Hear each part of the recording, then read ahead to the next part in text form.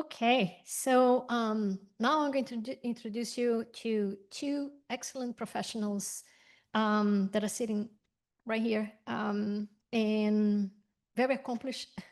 Henrietta Bellman, she is a coastal program manager with Audubon Mid-Atlantic since March 2023. Her interest is intersection of land and sea that started at a young age and led her to pursue a bachelor degree in ecology from University of East Anglia, England, and later a master degree from in fish and wildlife conservation from Virginia Tech. Her studies of water birds and other species have taken her throughout Europe and United States. And in her current position, she's working with a coastal program director to design and implement a Maryland-wide salt marsh restoration plan and to support ongoing monitoring of coastal bird species.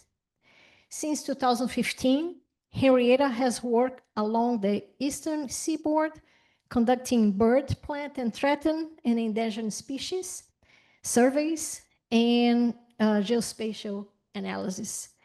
She strongly believes in the power of partnerships to achieve conservation goals.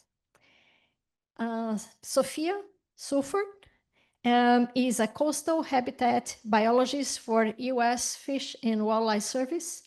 Growing up, Sophia spent time exploring the coastal wilderness of Florida, where she developed a love for stewarding ecosystems. Now she's based in Ocean City, Maryland, my favorite city.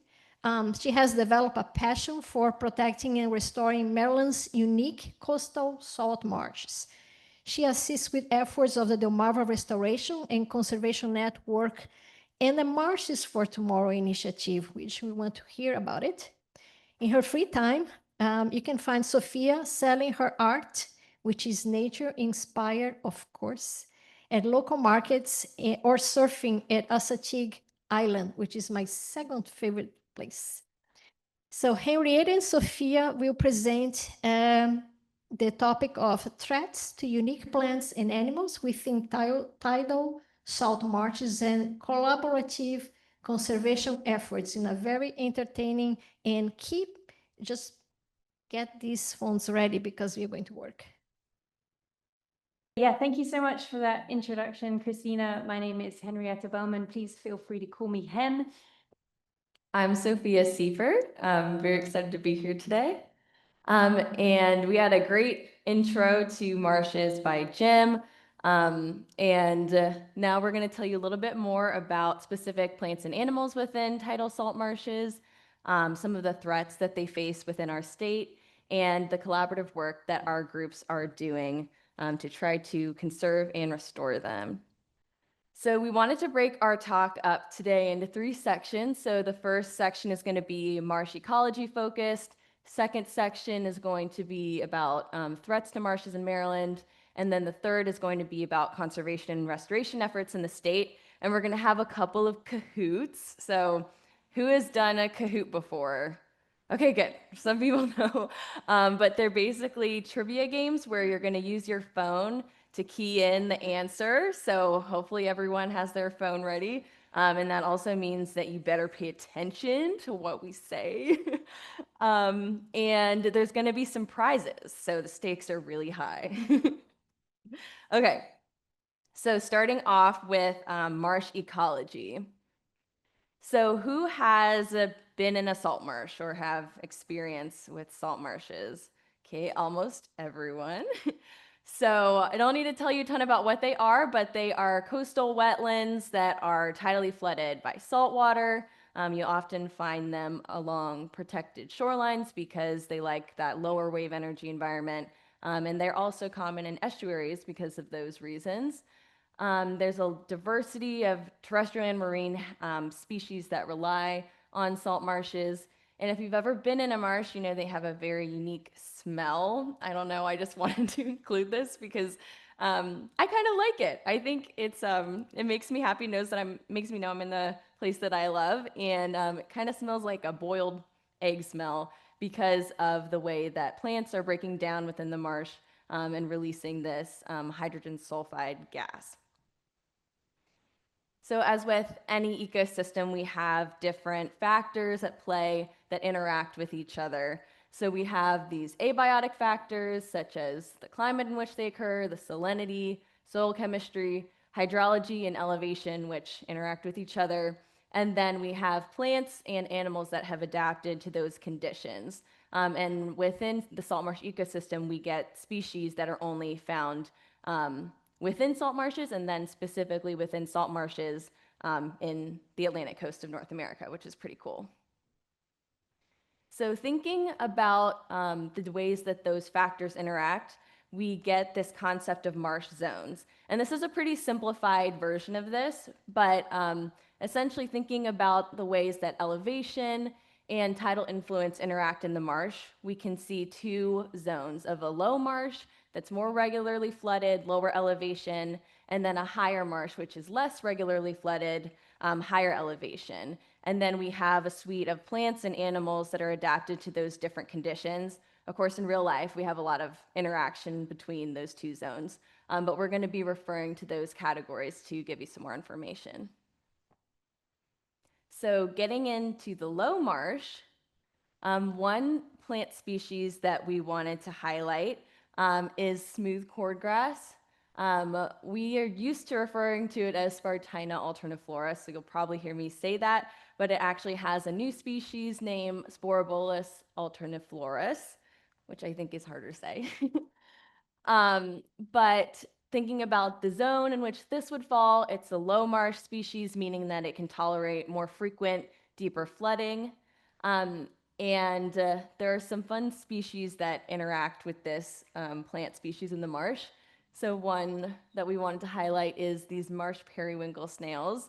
And a cool thing that they do is they actually create small holes or striations in the grass, and they are basically facilitating the growth of fungi within those areas that they then eat. So they're basically doing their own fungiculture, which is pretty cool. And then the other one to highlight is a clapper rail, if we have any bird people. Yeah, I see some hands. The clapper rail makes its nest out of this Spartina alterniflora grass, and it's an important part of its behaviors too, because it's a very secretive bird and likes to hide in it.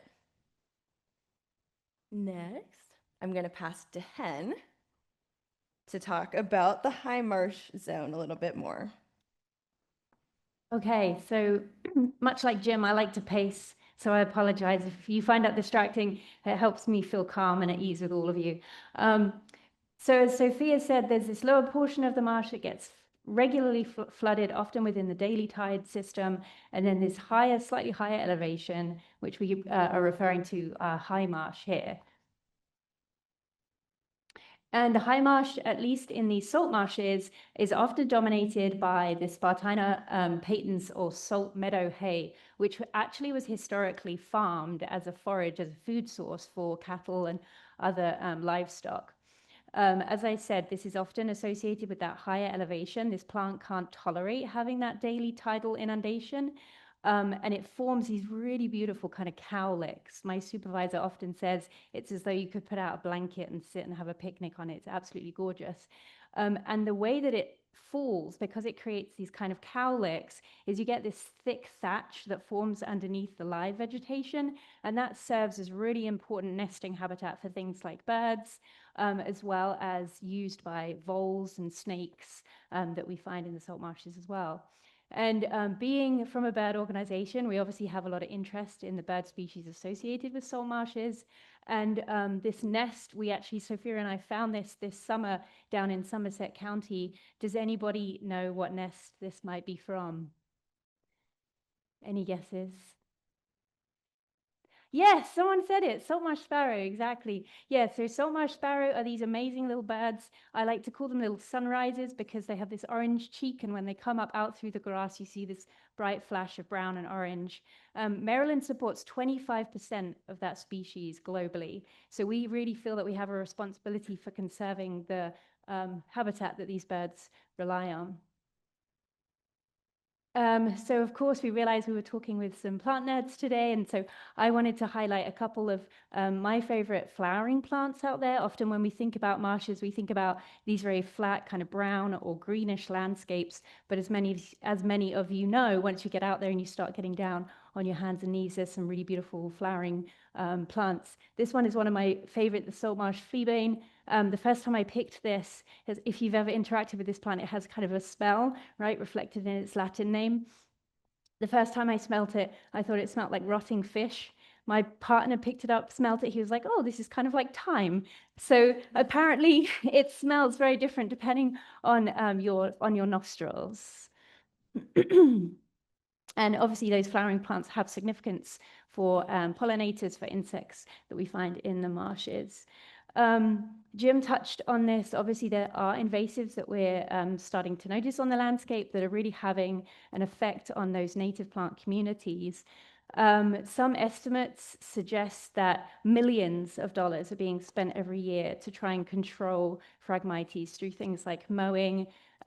Regime of mowing could be 6 to 8 times within that growing season. So really intensive management needed to moderate that. Also chemical use, so like spraying those plants, or as someone talked about earlier, fire, like how can we use fire as a management tool? The Phragmites is just one thing I want to point out about that. Later on, we're going to talk a little bit about kind of how these marshes might move through time, how they might migrate. What we're finding with Phragmites is it really likes to disturb soils in that kind of transition zone. So what does that mean about marsh migration into the future? Sorry, you can go ahead. Thanks, Sophia. So as Sophia indicated with that kind of zonal graphic from earlier, we have this kind of interaction between the flooding regime and the elevation that really starts to dictate the landscape of plants. And then, of course, what those plants can support in different areas of the marsh. And so we just highlighted a couple of other plant species here. Okay, so obviously for most of us in the room, we care about the diversity, we care about plants being present, but there's also a huge amount of benefits that come from a healthy functioning salt marsh that have really been important as we have conversations with communities down on the Eastern Shore.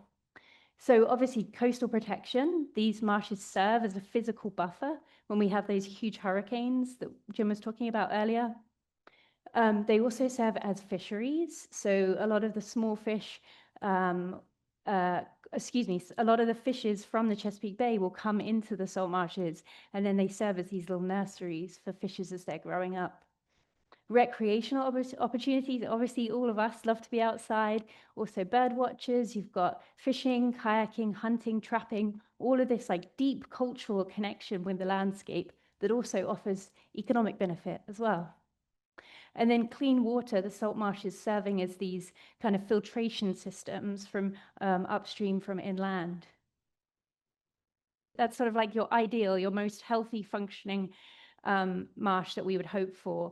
Of course, we all know that as human population has expanded, we've had really significant effects on different kinds of landscapes. And when we look at kind of aerial images of marshes, this picture is from the Irish Grove Sanctuary in Somerset County, which if you haven't been there, is a stunning marsh, really gorgeous. It's one of the last strongholds for salt marsh sparrow in the state. So to look at this, it can kind of seem like this really pristine environment. And as Jim was saying earlier, like some of these places are really hard to get to. So you would think like, surely we haven't had an effect here. But actually, when we start to get on the landscape and Sophia and I get out in our waders and we start tromping around out there, we start to see kind of these symptoms, these what we're calling signs and symptoms.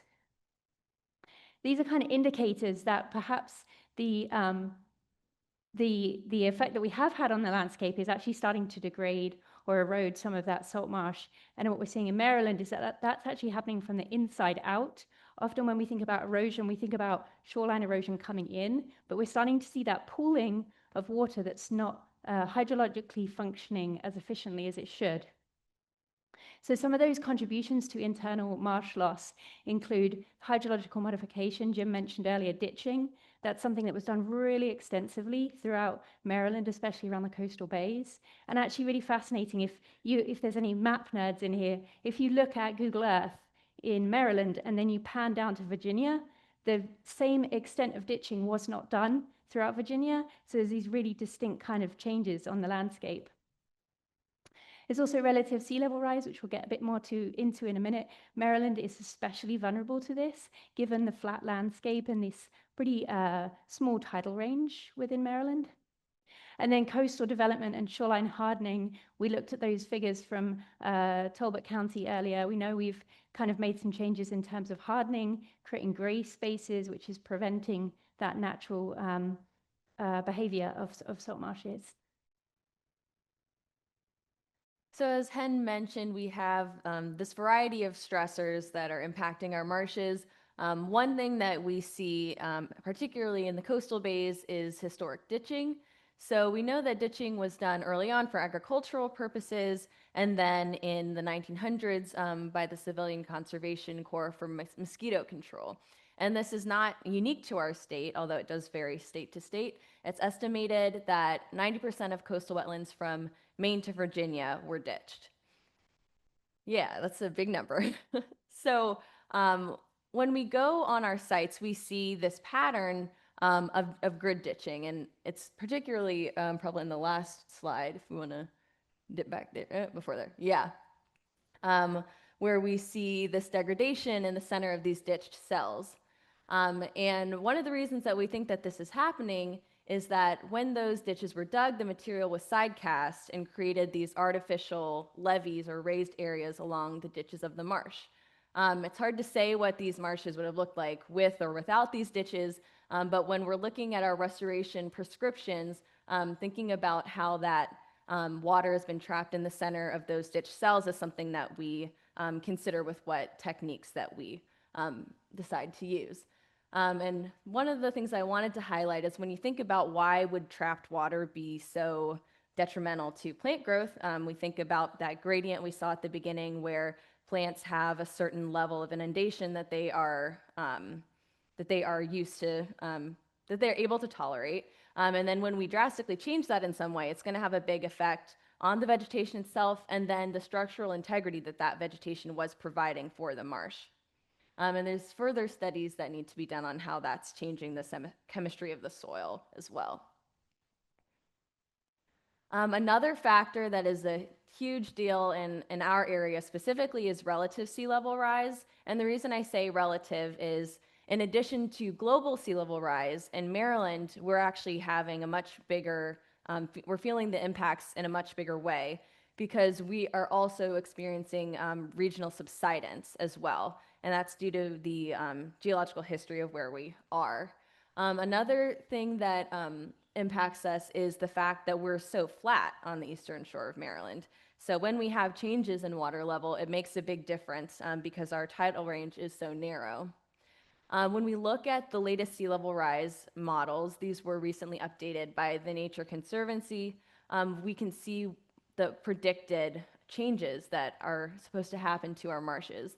So if you look at that top photo, someone mentioned Blackwater earlier in the day. That star is where Blackwater National Wildlife Refuge is. And the orange color is irregularly flooded marsh, so that's our high marsh zone. And then we look at 2100, we see almost a total disappearance of that type of ecosystem and transition from areas that were irregularly flooded marsh as well, regularly flooded marsh as well into open water.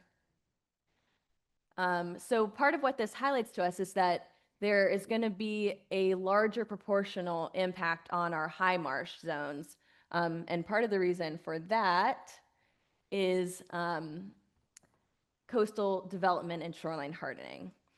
So thinking about a healthy, untouched, I'm a human too, I'm not going to villainize humans for doing things, but an area where there isn't coastal development, marshes actually have a great capacity to respond to change through migration, through accretion, and in that type of scenario, we could see sea level rising, marsh being lost on that seaward edge, and starting to migrate upland.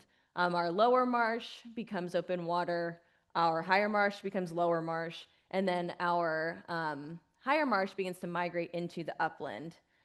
However, the reality of where we are in the world is that there has been extensive development along our shorelines. I mean, they're beautiful, we all want to be there, but that means that we start to experience this coastal squeeze phenomenon, where sea levels are pushing these coastal ecosystems landward, and then they don't have anywhere to go.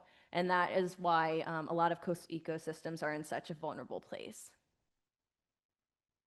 And for us, it means that we're losing all those benefits that we talked about at the end of the first section. Marshes are incredibly important, not just from an ecological perspective, but from an economic and cultural perspective as well. And so that's one of the many reasons that it's important that we act to conserve and restore them. Yeah, so I loved what, I keep referencing you, Jim, but I really enjoyed your talk so much. At the end of your talk, you kind of emphasized this mindset thing, right? Where we can get totally fixated on how utterly depressing this is. Or we can start to think, all right, what are the tools that we have that we can start to do something, even if it means we can't conserve everything, but we can start to at least be good stewards for the landscapes around us. At Audubon Mid-Atlantic, which is where I work, we were funded through the US Fish and Wildlife Service and through some National Fish and Wildlife Foundation funds in order to basically take an assessment of what's happening in Maryland with the salt marshes, what's the current condition, and based on the restoration tools that we have in our management toolkits, where should we focus our efforts, where should we focus our resources? And so our goal for this project, for the Marshes for Tomorrow project, was to create this implementation plan for tidal marshes on a landscape scale. And to do this, as was mentioned in my introduction, is I really believe in the power of collaboration. And this is a really, really, really incredible project where we got to work with so many different partners, over 30 partners from different organizations, federal and state governments, local governments, community members, to basically, for the over 200,000 acres of marshes that extend around the Chesapeake Bay, focus in on the lower eastern shore, specifically Somerset, Worcester, and Dorchester counties. And within those counties, identify 25,000 acres where we can focus our efforts, which seems like a lot, but when you realize how many marshes there are, it's actually a little bit more of a focused effort. Being a bird organization, obviously our driver was around the protection, the conservation, resiliency of these salt marsh sparrows, but also realizing that they serve as this kind of umbrella species for an entire system. So how did we do this? I'm going to condense this into one slide, and I can assure you that this is a lot more information than one slide, but we wanted to give you just a taste, and I'm happy to answer any questions at the end or even come chat to me throughout the day. So as I said, we started by basically looking at what's the current condition of our salt marshes. And so to do this, we looked at essentially elevation and the existing condition of vegetation. There's a guy called Dr. Neil Ganju who works for the US Geological Society who created this index of kind of marsh health called UVVR, which looks at the proportion of vegetated ground to unvegetated ground, which allows you to see how much has that marsh eroded based on the bare exposed ground versus a higher abundance or reflective value of vegetation. And so we took that index and we produced these maps on the the number one right-hand side, which the brighter the green, the kind of the healthier the marsh based on that ratio. And then from that condition model, we did that across the entire 68,000 acres on those priority areas on the Lower Eastern Shore. We then said, okay, based on that condition, what kind of restoration tool would be appropriate in that area? And so if a marsh has existing marsh capital, so the elevation is high enough that it's not yet lost sediment through that erosion process, then we can use tools like monitoring, keep an eye kind of annually on the system. We can start to look at, is there low effort hydrological tools like something called runneling, which helps kind of move and adjust the hydrology on the landscape.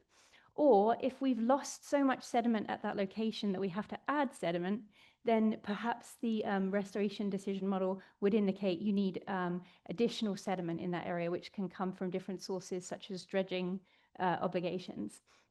So this map down here, the different colors indicate whether it would need that hydrological assistance, if it just needs monitoring, or if it needs additional sediment placed onto the marsh to try and increase the elevation.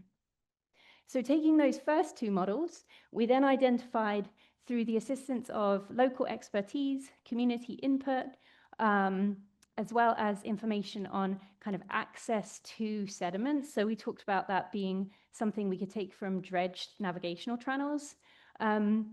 That obviously seems like a very simple idea, but you have to find a way to move that sediment. You have to have the money and the lineup time-wise of those different resources. And so we then, in this stage 3, looked at, of that entire acreage throughout the Lower Eastern Shore, where are those 25,000 acres that I mentioned was kind of our goal. One thing I want to highlight in this, this number 3 box is that this was kind of a quantitative and qualitative process. So we used spatial data such as the ones I've already mentioned, so elevation that was captured in that marsh condition model, vegetation type, the marsh migration corridors that Sophia already mentioned. But then we also used information such as community input and land ownership, because there would be no point in us identifying an area with a property which wasn't really going to be either interested or suitable for restoration or conservation efforts. If you're a data nerd and you want to know more about this, you can take out your phone, scan this QR code, and it will give you access to those 3 models. And you can look at all the different data input and kind of zoom in and look at the maps more interactively. So as Hen mentioned before, we have different tools that we can employ, or different approaches based off of the condition of specific sites for restoration. So if the site has enough elevation, we can look at tools to repair the hydrology of the site. And one reason that this is an appealing option to us is that the cost for these types of techniques is significantly lower than the techniques which involve sourcing sediment. And there also are less logistical challenges for those as well. So you'll see this estimated around $4,600 per acre estimate here, and compare it to the next one, you'll see a huge difference. We wanted to highlight a couple of projects using these types of techniques. So I'm going to talk about 2 that we recently implemented in the Maryland coastal bays, and then one upcoming one that we have. So earlier this year, we implemented 2 restoration projects on private lands. One is called the Bliss Happens Lane Project, because that's the street that it's on, but it's just such a fun street name. You can't help but smile when you say it.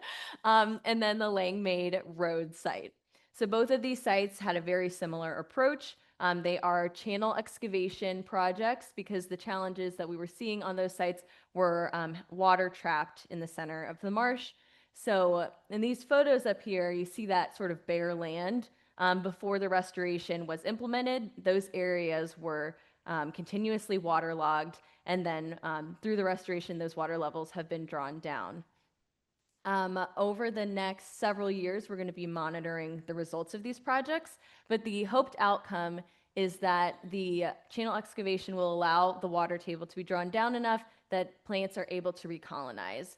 And if you're looking at this photo over here, some of this vegetation was new growth this year that we were able to see, which is exciting. When we dig the runnels, we also are thinking about how can we utilize that material in a creative way to address challenges within the site. So at these sites, the hope is that creating these smaller elevated areas will allow these little pockets where higher marsh species can colonize. The ones on the right are a little bit square right now, but we're hoping those will round down over time. But this is a fairly novel approach in the state, and we're hoping that through this project and the next one I'm about to talk about, that we can start to compare results and techniques and figure out what's the best way to implement these types of projects in Maryland. The next project we have upcoming with Audubon is the Irish Grove Sanctuary Project. This site is a little bit different than the other 2 sites in that the marsh is in much better condition and the elevation is much higher. At this site, we're also planning to implement a runneling project to drain trapped water, and then the material will be used to create more wide and broad hummocks. So we'll compare the results of those two approaches. Trying to think what else. Oh, one fun thing that Hen and I have really enjoyed over the last couple of years is doing the pre-monitoring for this site because it's gorgeous. And there's a lot of really diverse bird species there as well, including the saltmarsh sparrow. As Sophia just described, so that's kind of our one option in our toolkit is that hydrological modification, or in some cases, like at that Irish Grove property, it might be that there is some existing hydrological equipment in place, like culverts that need either cleaning or adjusting or even removing, maybe in some cases. Another alternative, so this is what I mentioned in that modeling process, is that if you don't have marsh elevation that is appropriate for those plants that rely on certain areas of the marsh, it seems that we need to add sediment, we need to increase that elevation through different practices so that you can give the marsh a chance to recover. So as you'll notice here, the estimated cost of this is a lot more. And part of the reason for that is that you have all of these different kind of moving parts that make up sediment addition. So it's not as simple as us turning up with a couple of wheelbarrows and kind of throwing it out on the marsh and calling it good. This takes a lot of coordination through different agencies, as well as a really intensive permitting process. So if we go to the next slide, I'll talk about one example that we've been involved in. So I don't know if anyone's familiar with Deal Island. Has anyone been out that way? Yeah, okay, great. So Deal Island Wildlife Management Area is out on the Deal Island Peninsula in Somerset County. About 5, maybe even more than that now, about 5 years ago, let's say, the US Army Corps of Engineers are regularly mandated to keep navigational channels accessible, right? That's part of their mission, is that they have to make sure that boats can still access those navigational channels. And so what happens is when they pull all of that material out of those navigational channels, they have to do something with the sediment. And typically in the past, that's been placed on just kind of a landfill site or an old ag field, or it might just be kind of disposed of wherever there's space to keep that. Over the last few years, there's been a push to create beneficial use of that sediment. So rather than simply discard it, how can we add it back into the environment, use it in a informed way? I'll add one thing. I'm sure many of you are thinking, but what if there's toxins in that soil? What if there's stuff in that navigational channel that might not want to be added back? There's really rigorous testing processes that sediment has to go through in order to be placed back either on the marsh or wherever else it might be used. So over at Deal Island, the Army Corps of Engineers were dredging the Wicomico River. They had all this additional sediment, and Audubon was approached to identify a site that we could use that sediment on that would have beneficial use for, in our case, saltmarsh sparrow and black rail. What this process has taught us is that it's like a phenomenal amount of work. This dredge pipe that came from Wicomico County had to go all the way out to Somerset County, about 11 miles of piping in order to get that slurry mixed up and put out onto the marsh. We're in the process of writing up a technical report from this. The sediment was placed at the end of 2023, into 2024. This last summer, we have been looking at the revegetation following planting of native plants. So some of those ones we mentioned earlier, some of the Spartina species have been placed on the property once the sediment had settled. And then since pre and post sediment placement, Audubon has been present doing bird surveys, both through point counts as well as using these kind of little recording units that we can put out on the landscape and document who's calling and when they're there. This has been a hugely expensive project, as you can probably imagine. And so we're just kind of starting to see, like, how has this gone? Just kind of evaluating that process now, thinking about how can we use this technique at other locations. just with that, as I mentioned, with the Deal Island project, same with the Marshes for Tomorrow project, same with the US Fish and Wildlife Service projects over in the Maryland coastal bays. This is a huge amount of effort, a huge amount of partners involved in this. One of the things that I'm really proud of about our Marshes for Tomorrow project is that we took a really active role through those National Fish and Wildlife Foundation funds. We were able to do community outreach and community input sessions. So we actually took some of our priority marsh maps that we did through that modeling process and said, what do you think of this? And just let them kind of rip it apart, which was amazing. And also get information about which areas do you wish to protect, which areas are significant for you for different reasons. Collaboration, I really believe, strongly increases our capacity, our expertise, kind of our creative thinking and the impact that we can have. But it does take a lot of time. It takes a lot of coordination and effort.